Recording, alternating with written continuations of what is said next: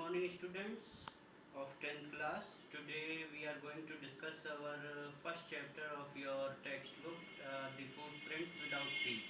The chapter name is A Trump of Surgery. So take your book in your hand and follow me. Basically this is a story of a dog whose name is Tricky, a small dog.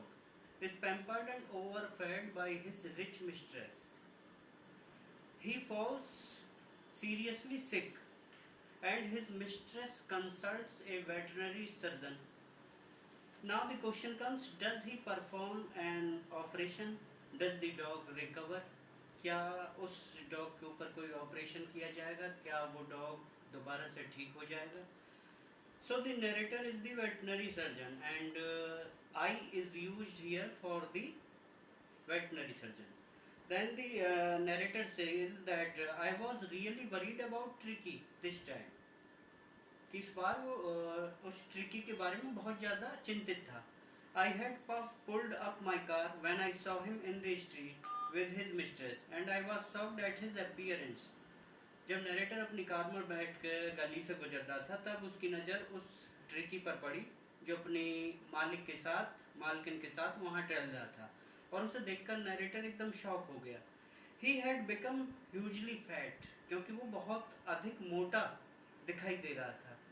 Like a bloated sausage with a leg at each corner. और उसकी टांगें बहुत पतली दिखाई दे रही थी. His eyes, bloodshot and rheumy, stared straight ahead and his tongue lolled from his jaws. उसकी जो जबान थी वो उसके जबड़ों से बाहर निकली हुई थी. उसकी आंखें अंदर को धसी हुई थी.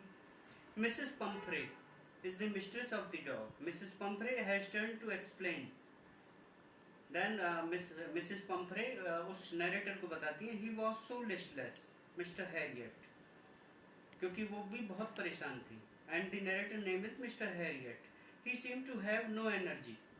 ऐसा लग रहा था कि उसके अंदर कोई भी एनर्जी नहीं बची है. I thought he must be suffering from malnutrition. ऐसा प्रतीत हो रहा था कि वो जो स्मॉल डॉग था वो malnutrition means अत्यधिक खाने से होने वाली बीमारी से ग्रसित था. So I have been giving him some little extras between meals to build him up. तब मिसेस पंपरे बताती हैं कि वो उसे खाने के लिए कुछ ना कुछ देती रहती हैं बीच बीच में भी. Some malt, cod liver oil and a bowl of Horlicks at night to make him sleep. इसमें कुछ मीट, कुछ ऑयल, हॉर्लिक्स रात के समय उसे दिया जाता था. And did you cut down on the street things as I told you. तब वेटरनरी सर्जन उनसे पूछता है कि क्या तुम मेरे कहने से कुछ चीज़ों को उसे देना बंद कर दोगी. Oh I did for a bit but he seemed to be so weak I had to relent. लेकिन इस समय वो कुत्ता, क्योंकि वो जो डॉग था वो बहुत फैट हो गया था लेकिन उसके अंदर से कमजोरी आ रही थी. He does love cream cakes and chocolate सो. उसे खाने में क्रीम केक्स और चॉकलेट भी पसंद थे और वो उसे दिए जाते रहे थे. I can't bear to refuse him. अब मिसेस पंपरे कहती हैं कि उनकी हिम्मत नहीं पड़ती है कि उसे वो खाना देने से इनकार कर सकें. I looked down again at the little dog. तब नरेटर ने दोबारा उस छोटे से डॉग की तरफ देखा. That was the trouble. Tricki's only fault was greed. अब ट्रिकी की इसमें केवल गलती इतनी थी कि वो खाने का लालची था. He had never been known to refuse food. वो खाने के लिए कभी मना नहीं कर पाता था. He would tackle a meal at any hour of the day or night. वो कभी भी उसे भोजन हर समय पसंद था, चाहे वो किसी भी घंटे में उसे दे दिया जाए. And I wondered about all the things Mrs. Pumphrey had not mentioned. और मिसेस पंफ्रे ने ये सारी बातें उन्होंने बताई नहीं थी सर्जन को.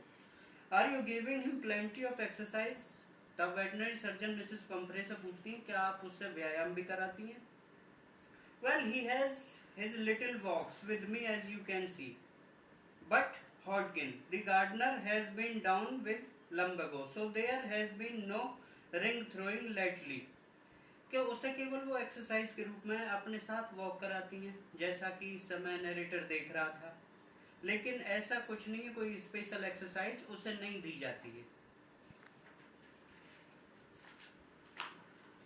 I tried to sound severe. Now I really mean this. If you don't cut his food right down and give him more exercise, he is going to be really ill. तब doctor साहब उन्हें बताते हैं कि अगर तुम इसी तरह से उसे खाना देती रहोगी और उसे एक्सरसाइज नहीं करने दोगी तो वास्तव में गंभीर रूप से बीमार हो जाएगा. You must harden your heart and keep him on a very strict diet. कि तुम्हें अपना हृदय पत्थर का करना होगा और उसे एक स्ट्रिक्ट डाइट, सख्ती से उसे आहार देना होगा. Mrs Pumphrey wrung her hands. Oh I will Mr Herriot. वो हाथों से इशारा करके कहती है कि वो ऐसा जरूर करेंगी. I am sure you are right but it is so difficult, so very difficult. लेकिन वो डॉक्टर साहब से कहती हैं कि आप बिल्कुल सही कह रहे हैं लेकिन वो करना उनके लिए बहुत ज़्यादा कठिन है, बहुत ही ज़्यादा कठिन. She said of ahead down along the road as if determined to put the new regime into practice immediately. वो सड़क के किनारे बैठ जाती हैं और सोचने लगती हैं. ऐसा लगता है मानो वो नए प्लान तुरंत एग्जीक्यूट करना चाहती हूँ. I watched their progress with growing concern. उनकी जो चिंता थी वो उनके चेहरे से दिखाई दे रही थी. Tricky was tottering along in his little tweed coat. Tricky जिसके चारों ओर एक कोट बांधा हुआ था. He had a whole wardrobe of these coats for the cold weather and a raincoat for the wet days. उसके पास बहुत सारे कोट थे, कुछ सर्दियों में पहनने के, कुछ बरसात में पहनने के. He struggled on, drooping in his harness. I thought it would be long before I heard from Mrs. Pumphrey. उसके बाद नरेटर अपने रास्ते चल दिए. उन्होंने ज़्यादा मिसेस पंफ्रे के शब्द नहीं सुने. The expected call came within a few days. अब डॉक्टर साहब के पास एक कॉल आई जो उन्हें पहले से उम्मीद थी. Mrs Pomfrey was distraught.